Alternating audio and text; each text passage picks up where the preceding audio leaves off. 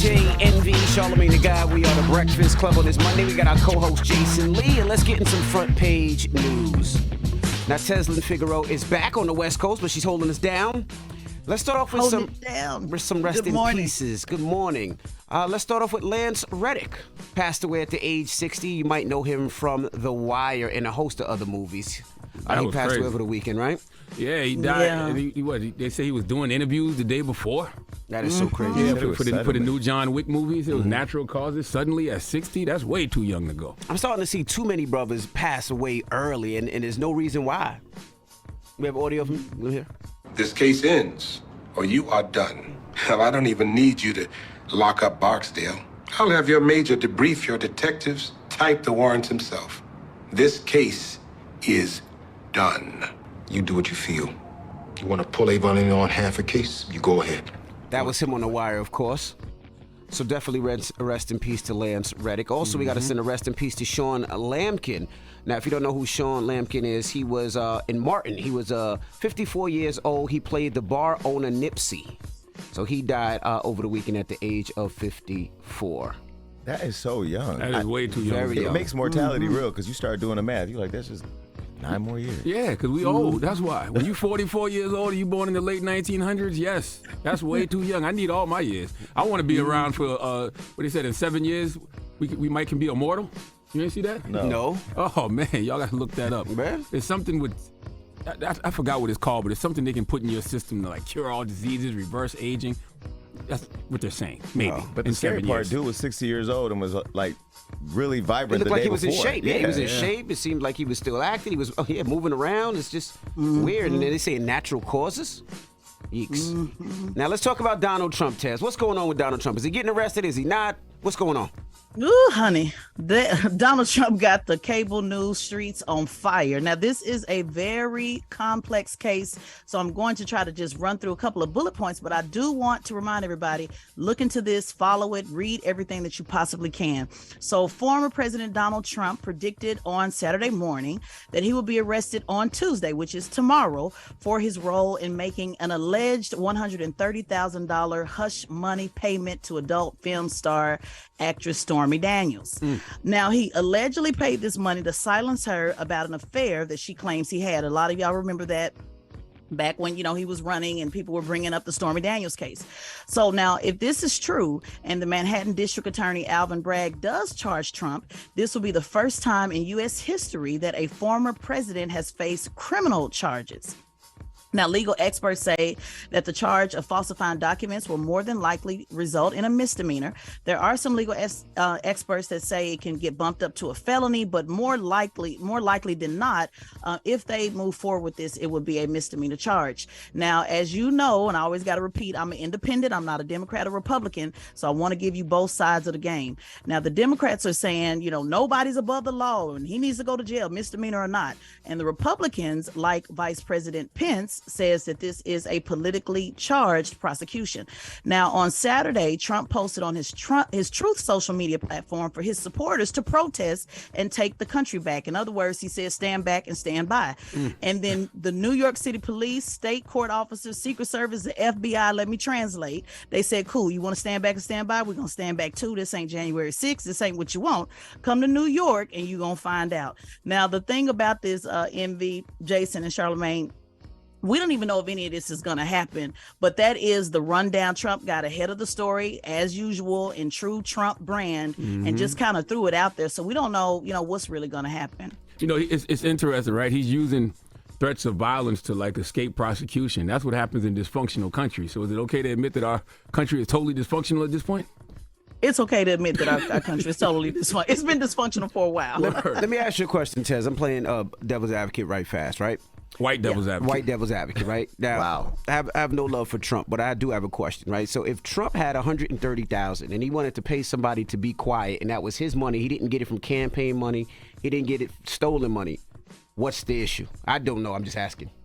Well, it's falsifying documents, and there's some questions, and I don't want to do a bunch of until the evidence actually comes out. But where that money came from, if it came from campaign funds, if it was supposed to be for something else, that's what Michael Cohen has been on the stage, on the stand telling. He's been really telling. Okay, so he's saying the money came from the people. Okay. Well, I don't Allegedly. until until the evidence comes out. I don't want to say for certain because there's a lot of alleged, and then folks will think I'm making statements. But allegedly, the funds where they came from are questionable. How the funds were paid, what they said the funds would be used for is in question.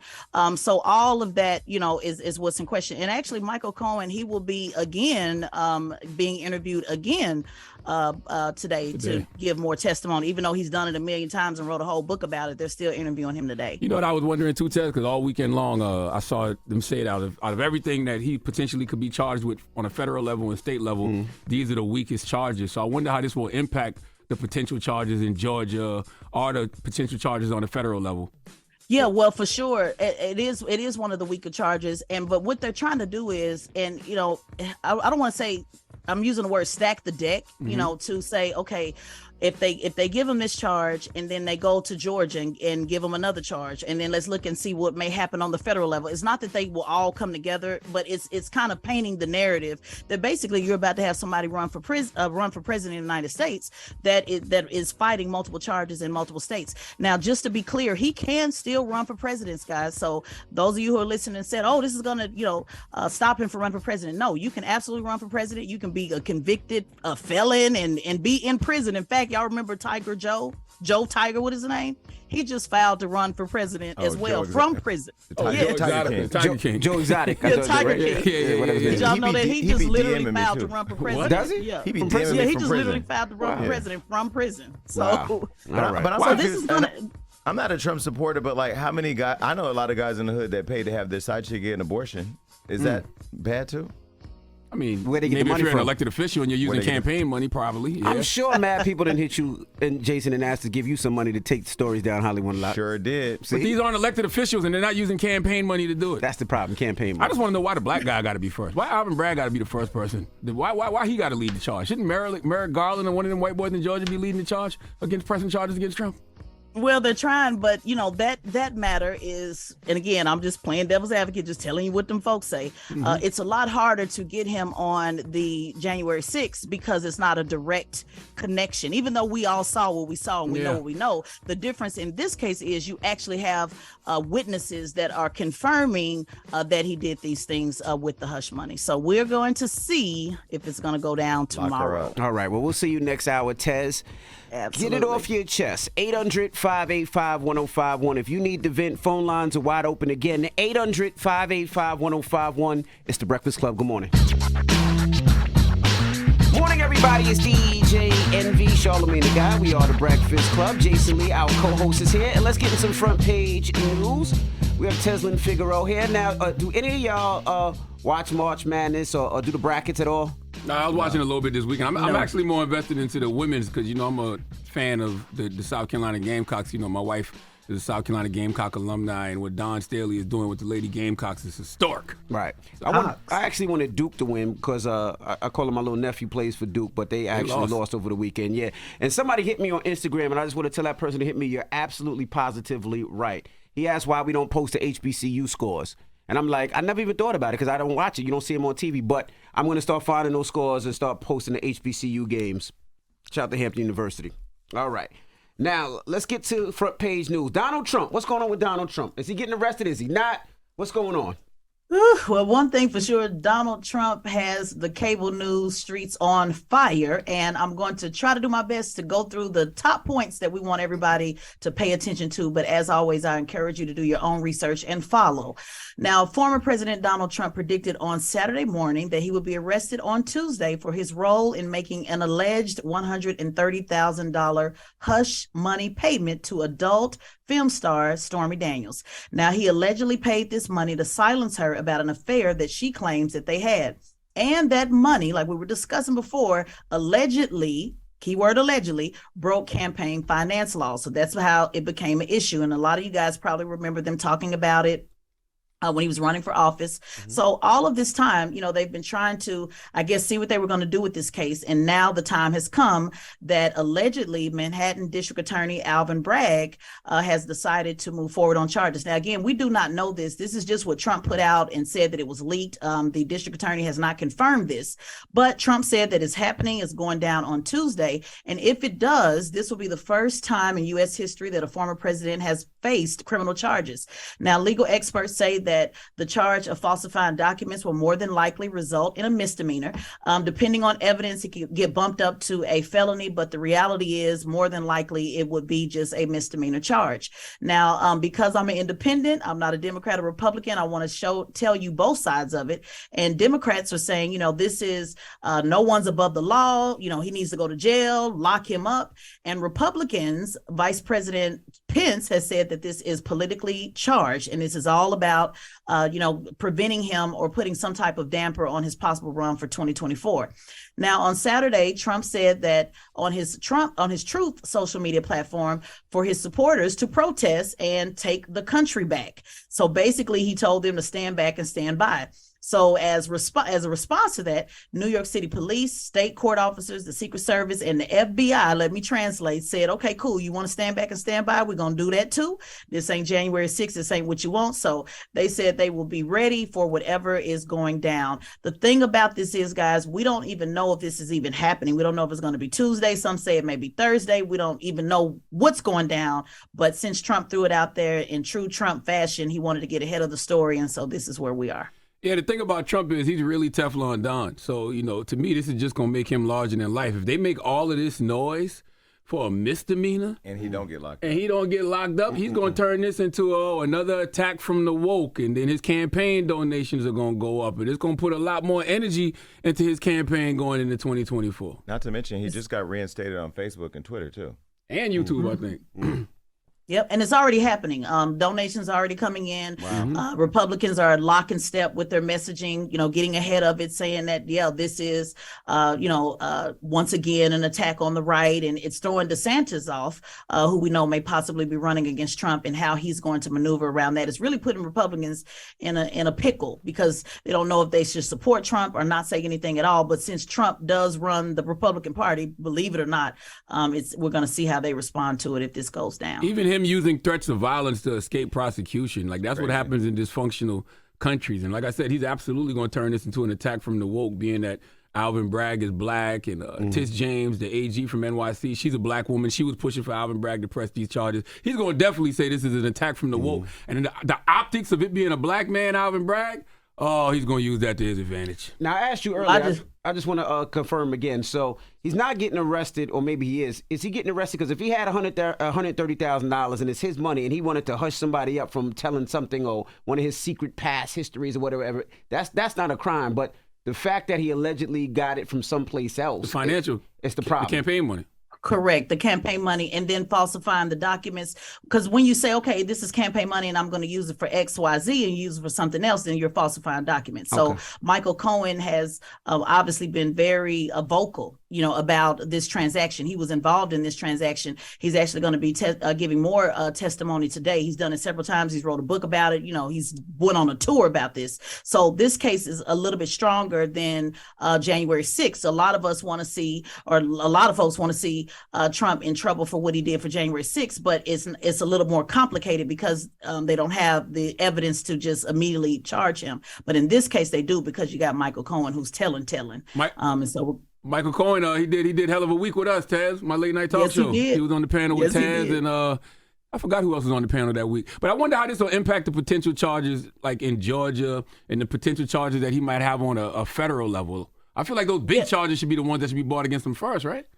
Well, it's kind of like throw it up against the wall and let's see what sticks. Everybody do it at the same time. It's not as if they can just string them all together, because Florida is Florida and New York is New York and federal is federal. But it's all about painting the picture that, bottom line, if you run for president in 2024, you're going to be fighting charges in multiple states and including on a federal level. So it just makes him, in their mind, if it is allegedly a political a political motivation, then it makes him look not strong as a candidate. But like you said, Charlamagne, it's going to be the opposite for his base. They still haven't figured out Trump's base. This stuff motivates him. And just so everybody is clear, he can still run for office, even if he's charged, even if he's convicted. In fact, what's the name? Exotic Joe, Tiger Joe, or whatever his name is. Tiger King. Joe Exotic. Yeah, Tiger King. Mm-hmm. He literally just filed to run for president for 2024 from prison. So prison doesn't stop anybody from running. So it's not going to stop the overall mission. And I think it will make him stronger for sure. And you know what else it does, Taz?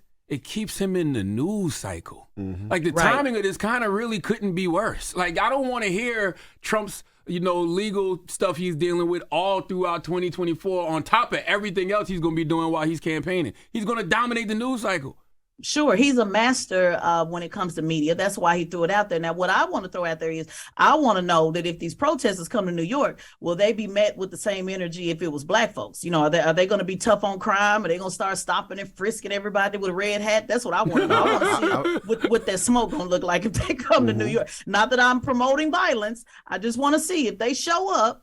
How is it going to go down? Well, I was going to say, I can't wait to see how many taxpayer dollars y'all paid for the security for that. Yeah. Just for all of that. It's going to be a lot of money. That's going to be a lot of money. Absolutely. That's not going to happen tomorrow, though.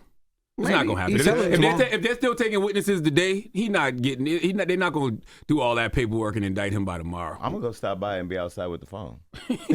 Now, before we go, I want you to talk about this black family. It seems like they were pulled over for a traffic stop in Tennessee, and I guess child services took their kids?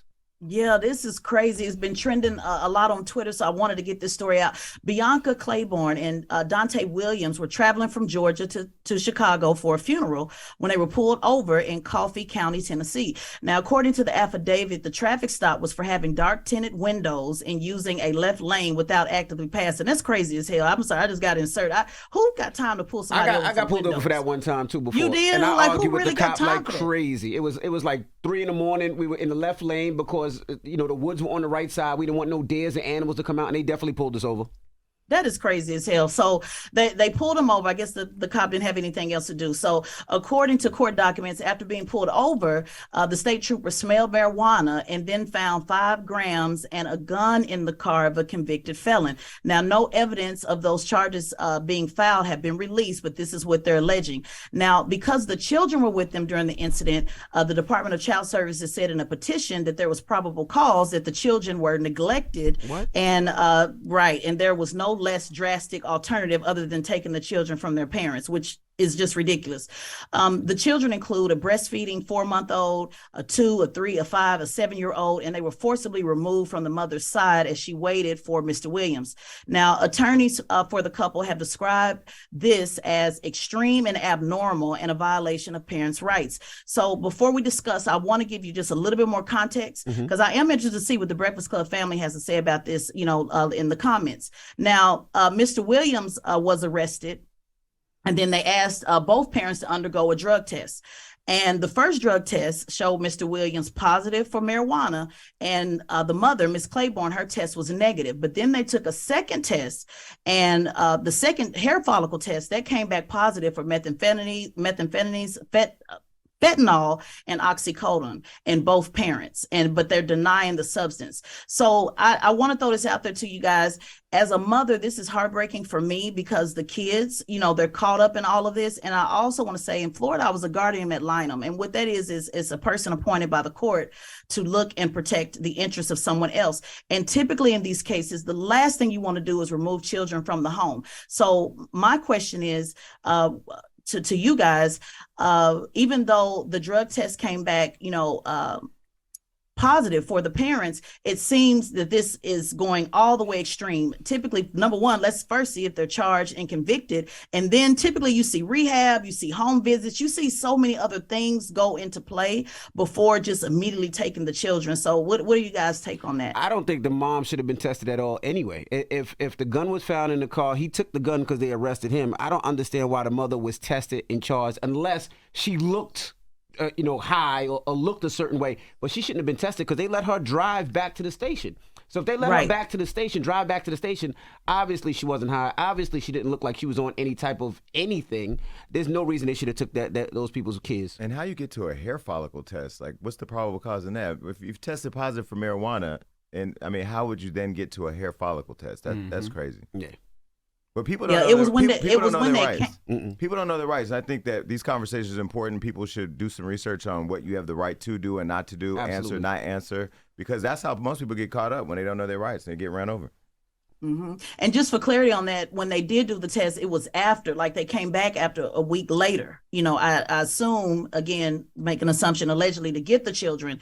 And so that is when they did the test, you know, on the mother and found. So they removed the yes. kids from the house a week later. A week later. No. They removed the kids on the spot. And then When to she go went, back and get the yeah. kids. See, when she went, at first they said, "Oh, just follow." You know, they weren't going to take the children at first. They were going to arrest the husband, and they said, "Just follow us down to the station. We're going to give the kids to you." And then when they got to the station, next minute she know they're taking the children from her, not testing her at this point. They just said, "Hey, this is these children should not be with this couple That's crazy. because of the weed that was found in the car." Now they are saying that there's more to this story that we don't know. So I want to see what that more is that would justify taking Absolutely. these kids on the spot. Yeah, this don't sound right. I need more context Yeah, to the they story. definitely more But if this context. is what the story is, call Ben Crump.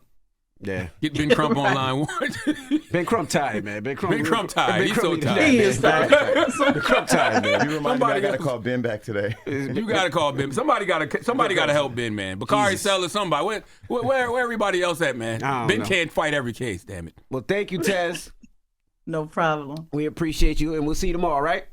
Absolutely. Peace, Ted. All right. Peace. Now let's open up the phone lines, 800-585-1051. Let's talk Larsa Pippen. Now, Larsa Pippen says she had sex 4 times a night with her husband, Scottie Pippen, at the Cap. time. 23 years straight. Cap. Let's talk about it. Is that possible? That's what we need to call it. But what is this cap a fact? That's what we need to Yeah, do. this cap- This cap a fact. Cap. It sounds like cap to me. Let's talk about it. 800-585-1051. 4 times a night? Listen, there was this one year I was dating a Capricorn. Now, sex addicts, 4 times a night? well, 4 times throughout a day. It could be morning, then after work, then before. It could happen Every day? for a year. For And 23 think about Scottie years? Pippen. He That's got 23 practice playing in the NBA. I don't believe it, Shannon bro. Sharp said something really, really smart. He said that man had back problems a long time in the NBA, and that's probably the reason why. Yeah, you may be right. Well, I think God laughing down on us all because it was 23 years. And ain't that Jordan's number? Jesus. Damn it. Damn. All right. Well, we'll talk about it. We'll take your calls. 800-585-1051. It's The Breakfast Club. Good morning. Wake that ass up. Early in the morning. The Breakfast Club.